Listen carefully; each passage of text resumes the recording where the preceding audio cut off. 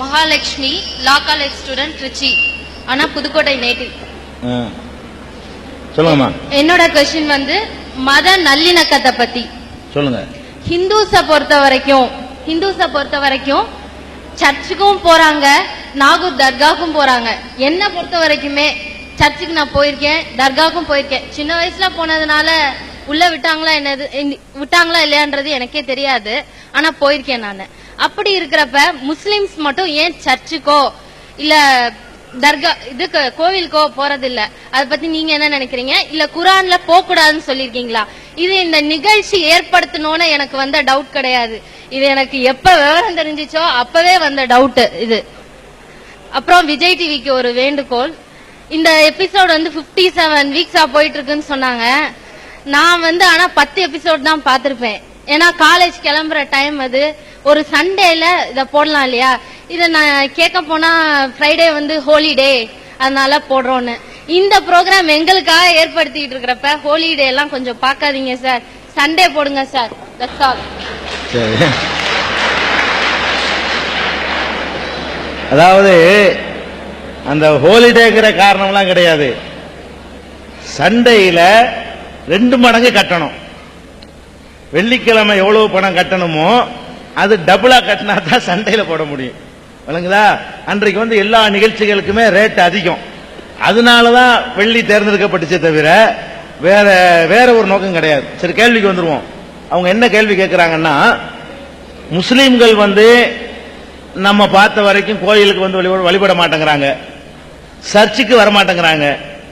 இந்துக்களை பொறுத்த வரைக்கும் அவங்க கோயிலுக்கும் போறாங்க, சர்ச்சுக்கும் போறாங்க, தர்காவுக்கும் போறாங்க, பள்ளிவாசல்லையும் போய் கும்பிடுறாங்க. அப்ப ஏன் இது மாதிரி செய்ய மாட்டேங்கிறீங்க? செஞ்சா என்ன? செய்யக்கூடாதுன்னு உங்க மார்க்கத்தில் இருக்குதா அப்படின்னு சொல்லி கேட்டு மத நல்லிணக்கத்துக்குரிய கேள்வின்னு வர முதல்ல சொல்லிட்டாங்க.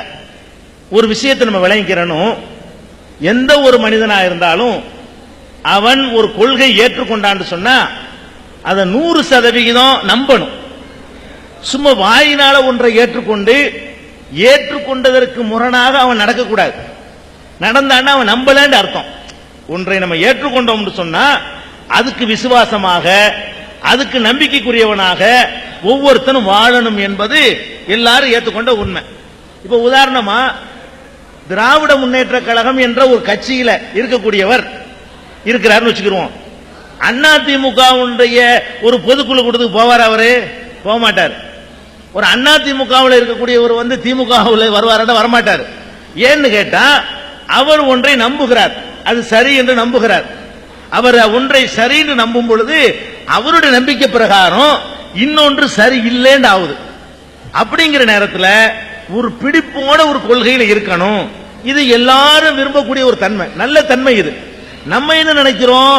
நல்லிணக்கம் என்ற பெயரால எல்லாருமே நாம ஏமாத்திக்கிட்டு இருக்கிறோம். ஒருத்தர் எப்படி ஏமாத்துறோம்? இப்ப இஸ்லாம் சொல்லுது அகில உலகத்திற்கும் ஒரு கடவுள்னு சொல்லுது. ஒண்ணு, இத ஒருத்தன் நம்புறான். கடவுளுக்கு மனைவி இல்லைன்னு இஸ்லாம் சொல்லுது, அதை நம்புறான். கடவுளுக்கு புள்ள குட்டி இல்லைன்னு இஸ்லாம் சொல்லுது, அதை ஒருத்தன் நம்புறான். கடவுளுக்கு எந்த தேவையும் இல்லைன்னு இஸ்லாம் சொல்லுது, அதை நம்புறான். கடவுள் தூங்கவே மாட்டார் என்று இஸ்லாம் சொல்லுது, அதை நம்புறான். கடவுளுக்கு நோய் இல்லை, கடவுளுக்கு பலவீனம் இல்லை, கடவுளுக்கு முதுமை இல்லை, கடவுளுக்கு மறதி இல்லை, கடவுளுக்கு அசதி இல்லை, கடவுளுக்கு ஓய்வு இல்லை, இப்படியாக நிறைய இல்லை இருக்குது.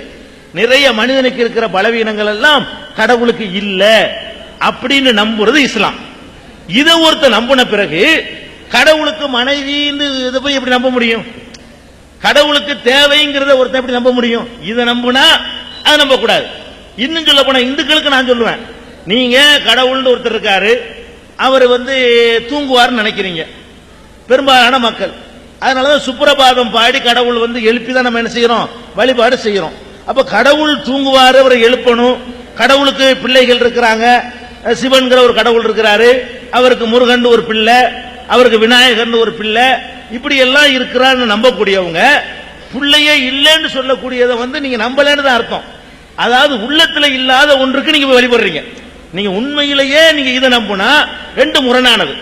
அதாவது ஒன்னு சூடுன்னா சூடுன்னு சொல்லணும், குளிர்னா குளிர். குளிரான சூடுன்னு சொல்ல முடியுமா? குளிரான சூடுன்னு சொல்ல முடியாது. அப்ப கடவுளுங்கிறவருக்கு நம்ம காணிக்க கொடுக்கணும், கடவுளுக்கு நம்ம வந்து பூஜை செய்யும் போது அந்த பூசாரிக்கு உள்ள தட்சணைகளை கொடுக்கணும். அதெல்லாம் கொடுத்தா தான் கடவுள் சந்தோஷப்படுவார்னு ஒரு மதம் சொல்லுது. அதெல்லாம் கொடுக்காதுன்னு இன்னொன்னு சொல்லுது.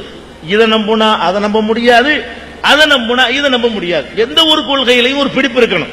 இஸ்லாம் என்ன சொல்லுதுன்னு கேட்டா, ஒரு கடவுள் நம்புனீங்கன்னா ஒரு கடவுள் தான். இன்னொன்று நம்பின பிறகு இன்னொன்னுக்கு போனீங்கன்னா இதை நம்பலன்னு அர்த்தம். ஒரு நம்பிக்கை தான் ஒரு உள்ளத்துல ஒரு நேரத்தில் இருக்க முடியும். ஒரு நேரத்தில் முரண்பட்ட ரெண்டு நம்பிக்கை எந்த ஒரு உள்ளத்திலும் இருக்க முடியாது.